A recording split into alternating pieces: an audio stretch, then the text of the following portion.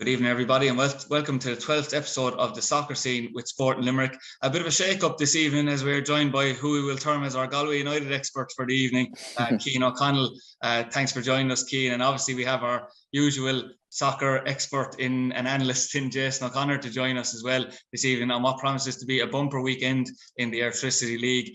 I suppose, unfortunately, we have to start on a sad note this evening, a really, really tragic note with the death of former Limerick FC goalkeeper Freddie Hall, the untimely passing of Freddie following an accident in Bermuda. It shocked the Limerick soccer community and the wider community. He was such a popular figure at Limerick FC, always made time for the supporters and everyone in the area, and even just the locals in the city were aware of Freddie's presence, always had such a positive presence.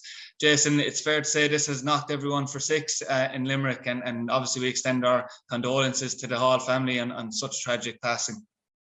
Certainly, Adrian, very, very sad news. Such a young man lost in tragic circumstances, and you see it on social media. He'll never be forgotten in Limerick, his time with Limerick FC.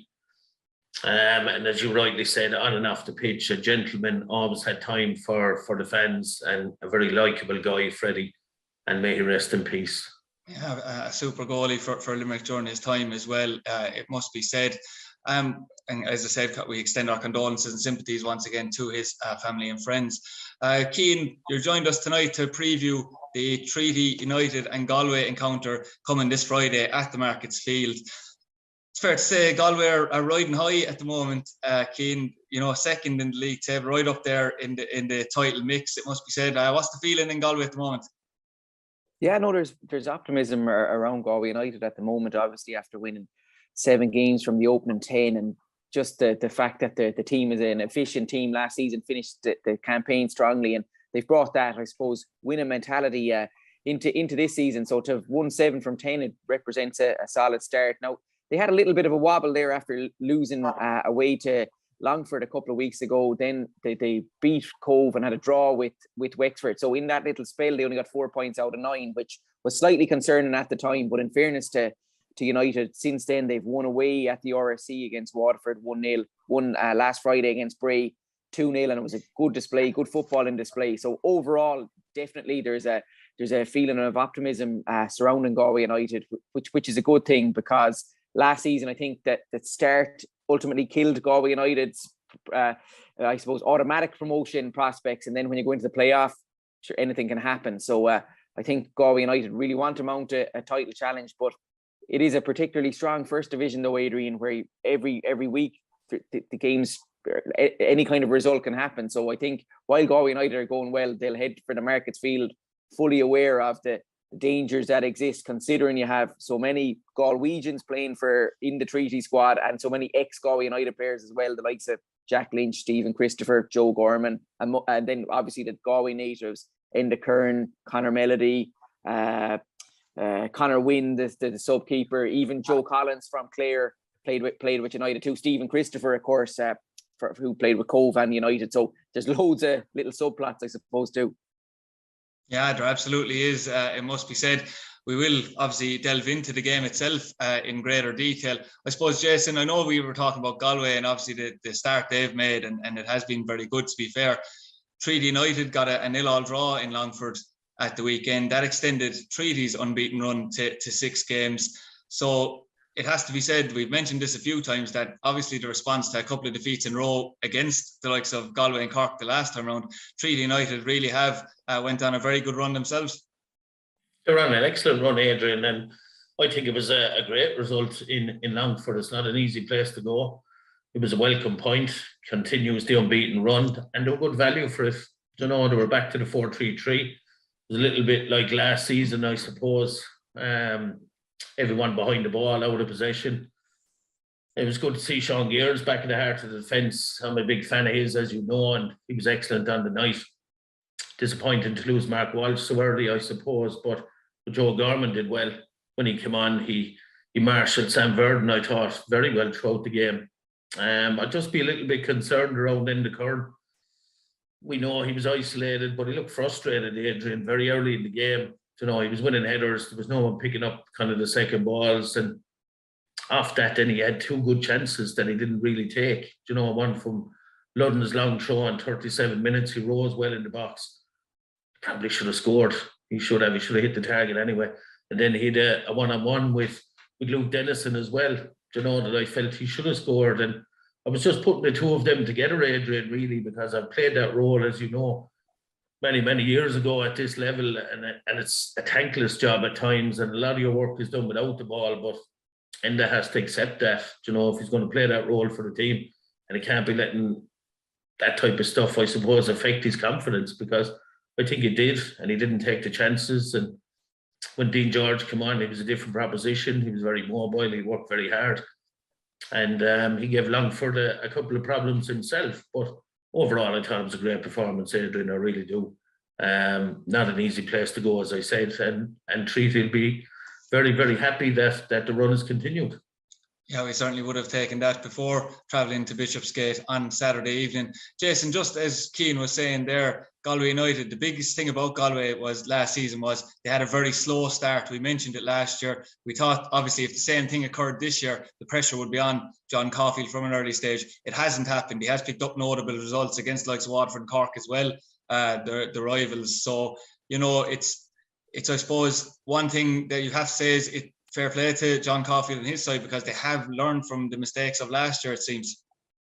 Oh, yeah, look, and John comes in for a bit of criticism, Adrian, about the style of play and things like that. And I think it's a bit unjustified myself. It's a results business. He's a successful manager. He knows his role. He knows what he's doing. I suppose from Treaty's point of view, with Galway coming to town, they can feel that they're not going to be hit for 3 or 4 goals, if that makes sense.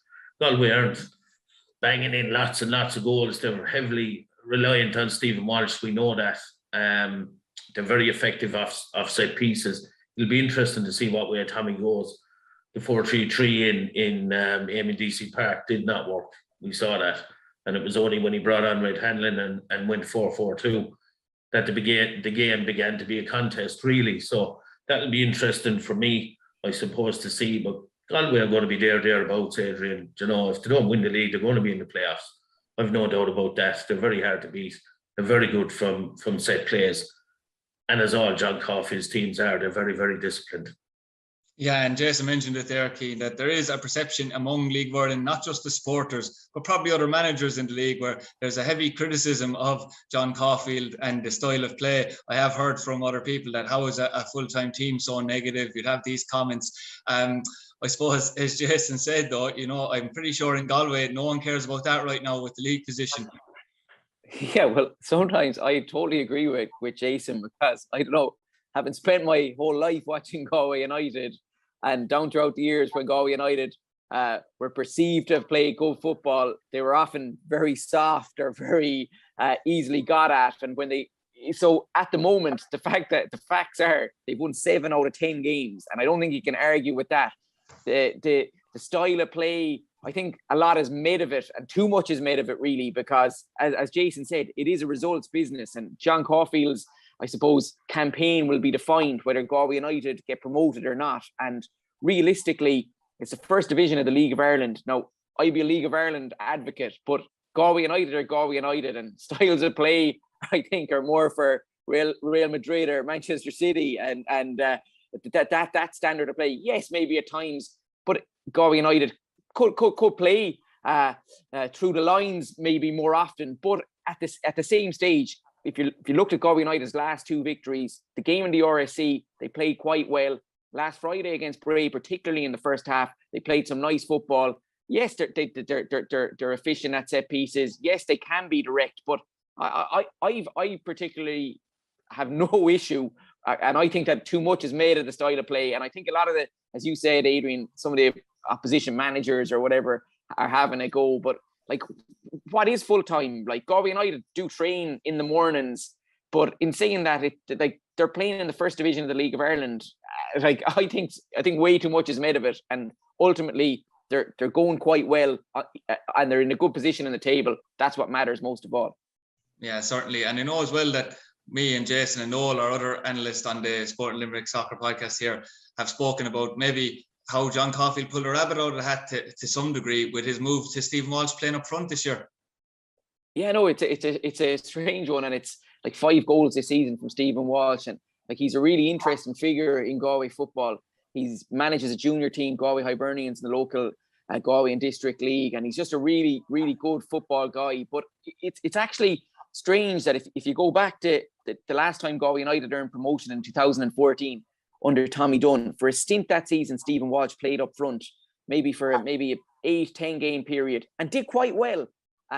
So when he started off, even a few years previously, he often played on the left wing a couple of years before that, before Galway United went out of existence for a couple of years. So he has experience playing in an attacking role, but he has predominantly been either a left full or a centre half throughout his League of Ireland career. But yeah, no, it was strange, because the first game of the season that United had, they won away at Turner's Cross 1-0, and then they had Waterford at home, and they were 2 down at half time, and Waterford bossed that first half, were dominant.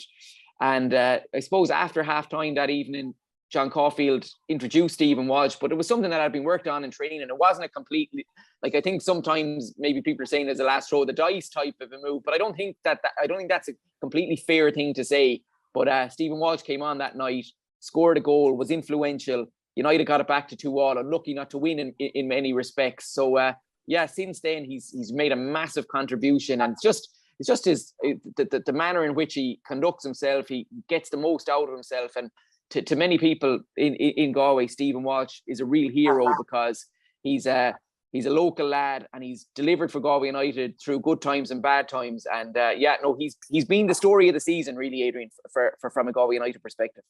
Certainly has been. And Jason, I know the match, as you probably alluded to already in your first piece on this, promises to be a war of attrition, really. These games between these sides are always generally close. It was separated by a Pádraig Cunningham goal in the Macclesfield last year. It has been close, even the meeting this year earlier on. There has been a bit of a rivalry developing, probably because of the amount of crossover maybe between ex-players between the two clubs as well. But there was a bit of bite in the game at MDC Park. There's been a flurry of late goals as well. But as you said, the chances are it is going to be a tight affair on Friday night. Yeah, there won't be many goals in it, Adrian, and it'll be interesting, as I said a moment ago, to see what way Tommy lines up. I said it there, the 4-3-3 didn't really work at all for 60 minutes in MDC Park. So personally, I'd be a little bit disappointed if he goes that way again. While it was a great point, as I said, in Longford, it was also a hard watch, Adrian. Let's be honest about it. And you're expecting lads to do a lot of work, as I said, without the ball. If you do that every week, and especially against teams like Galway, you're rolling the dice, Adrian. You really are. You're leaving it open. And I'm repeating myself again, but Galway are very, very effective offset pieces. And if they go ahead, it's very, very hard to claw it back. So I would like to see Tommy revert to that 4-4-2 that we saw for a couple of games that yielded some great performances. And I'm always saying it, Adrian, against the teams that are full-time, the Galways, the Waterfords, the Corks, Treaty are entitled to go and have a pop at them.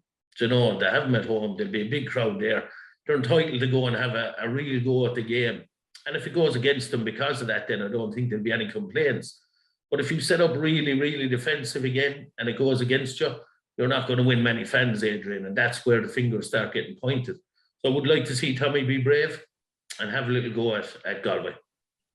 Yeah, Jason obviously mentioned there, Cian, that Treaty frustrated Longford for long periods. Obviously, that was the game plan, and kept a clean sheet out of it. Would it be fair to say, and this is a compliment to Treaty, I suppose, in other ways, from the outside looking in, that other teams would say they're one of the most frustrating teams to play against in the league? Yeah, and I with absolute respect, because in fairness to Tommy Barrett, like what he's done in a short space of time, he's stitched a good, solid unit together. And you could say there's similarities between Galway United and Treaty United in the way that they approach the game. But they still, for me, from the outside, knowing the players, that particularly the guys that played with Galway United and other lads who have played throughout the league, and then the likes of Sean Gurns, who's come with a good pedigree from junior football, I think that what the question you asked is a fair one, and I think you're right. But they're a very durable team, and they have like the physicality that Galway United carry set piece thread with Killian Bruder's long throw-ins. Mark Ludden for years was hurling them in for Galway United. So it's a weapon that you have to use, and I think that Jason is right that this is going to be a real battle. Just through the familiarity of the players. You have Ed McCarthy and Killian Bruder, Limerick men playing for Galway United, and two guys that are doing really well for Galway United. Ed McCarthy was very impressive against Bray last week. He scored when Galway United won it at Turner's Cross, and he's contributed handsomely in recent weeks. Killian Bruder, very, very effective, like a good player for Limerick FC for a number of years, and Galway United lucky to get him in a summer transfer window a couple of years ago, and he really has emerged as a key player for Galway United, and he has a good central defensive partnership with one of the two Spanish recruits, Diego Portilla, and then the other Spanish player is Manu Dimas. Kind of plays in a withdrawn role. He'll likely be just playing behind Stephen Walsh on Friday, and he's played quite well, scored in the RSC and was effective again against Bray. So yeah, I think that what you said, that Treaty can be viewed as a team that can frustrate opposition, and there's a hardness and an edge to Treaty that I'd respect, because like you need that in the League of Ireland. You're not going to get anywhere if you don't have that I suppose ability to grind out results. Yeah, absolutely. And I know Cian might have a bit of a smirk at this one, but I know a couple of people have termed Treaty United Tribe Athletic a couple of times on occasion, due to the sheer vast number of former Galway players that are in, and Galway natives, as you mentioned, that are in the Treaty squad as well. That surely, Jason, if you're in the Treaty squad, I know that Ed McCarthy and Killian Bruder are on the other way, but if you've got 8 ex-Galway players, surely that will have an extra motivation for you if you're in the Treaty squad, even though they have played against Galway obviously a few times since they've joined. They do, Adrian, but you'd ask yourself, has Enda Curran anything to prove to Galway? I don't think he has, and Cian can correct me here if I'm wrong. Does Mark Ludden have anything to prove to Galway United? He certainly doesn't, and they go through the players, and they're established players, Adrian, most of them. They'll want to win every game, and especially at the Markets Field. I don't know, is too much made of that crossover of players. We're in close enough proximity to Galway, and over the years there's been plenty of Galway men down here in Limerick, and vice versa, of course. So I wouldn't read too much into it. They're always close-knit affairs. Treaty certainly won't want to be turned over again by Galway. It left a poor taste in AMDC Park. They were very, very disappointed. They were looking for a free out on Joe Gorman that day, Adrian, and they're capable of winning the game. Yeah, it turned out that it wasn't. But look, I believe Treaty are capable of beating Galway at home. I certainly do, and it depends, as I keep saying, what way they approach the game, because looking at Enda Curran last week, it certainly affected him, the way the team was set up. He didn't look like he was buying into it, and he was a lot more effective when he had a partner up there, and I think it'll make it very, very difficult for Galway if you had Enda Curran and maybe Dean George or Red Hanlon. The options are there, Adrian, to really have a go at them. Yeah, certainly. And I know we were talking about crossover players, and Cian, you've already mentioned this, but one thing that will frustrate a lot of Treaty supporters is that what was our poster boy, I suppose, in many ways, Ed McCarthy last year, the local young talent up and coming, is thriving by the looks of it at Galway and making a lot of appearances, to be fair. Yeah, no, absolutely. And I can remember him scoring for Treaty at Eamon DC Park last season, and he really has made a contribution for Galway United, particularly the opening game that Galway United had in Turner's Cross, where he scored and was really busy and effective.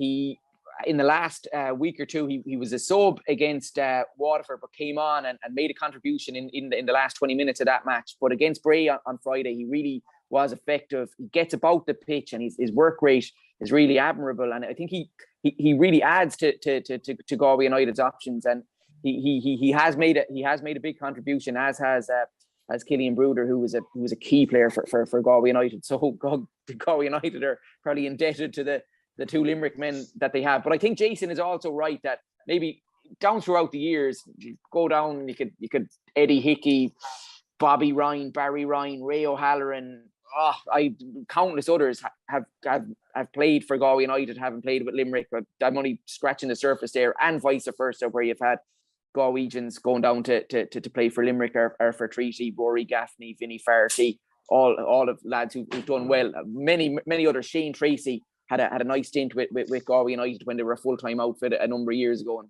he made a big contribution to Limerick FC. So it's just, I suppose, the proximity. It's inevitable that guys will feature for both United or for Limerick FC or Treaty.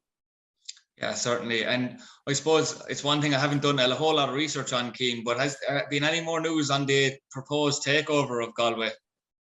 No, it hasn't really moved on since it was voted through by the co-op maybe 3 or 4 weeks ago. But it's probably an exciting development. Talk about the proposed training facility out near Athenry in Mountain South.